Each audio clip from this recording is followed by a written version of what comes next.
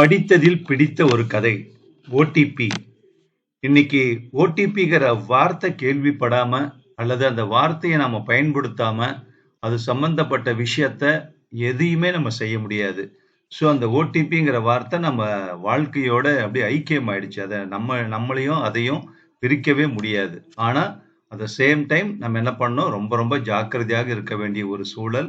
So அதை base பண்ணி இந்த ஒரு ஸ்டோரி ஒரு ஃபன் ஸ்டோரியா கொடுத்துருக்காரு. யார் எழுதுனாங்கன்னு தெரியல. அவருக்கு வாழ்த்துக்கள். ஆனா இது வந்து ஃபன்னு மட்டும் நம்ம அதை ஒதுக்கி விட முடியாது.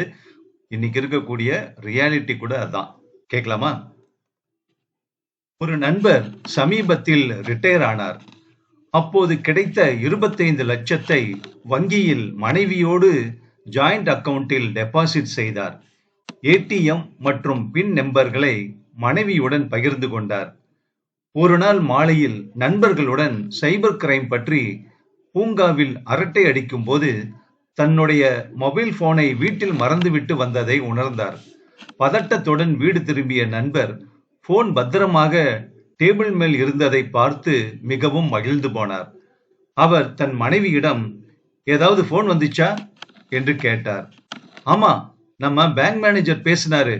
ஒரு ஓடிபி வரும், அந்த நம்பரை சொல்லுங்கன்னு கேட்டாரு. ஐயோ, பேங்க் மேனேஜர்லாம் அப்படி கேட்க மாட்டாருடி. நீ கொடுத்தியா? உடனே கொடுத்துட்டேங்க. அலறி அடித்து போனில் தன் நெட் பேங்க் அக்கவுண்டை துளாவினார். நல்ல வேளையாக பணம் எதுவும் பறிபோகவில்லை. என்ன நம்பர் கொடுத்த என்று அதிர்ச்சியுடன் கேட்டார். 6460ன்னு ஓடிபி வந்திருந்தது.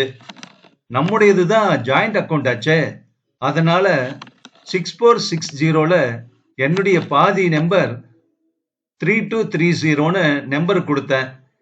என்னங்க, எனக்கு தெரியாத நெட் பேங்கிங்கா? ஓடிபி சிறுகதை முற்றும்.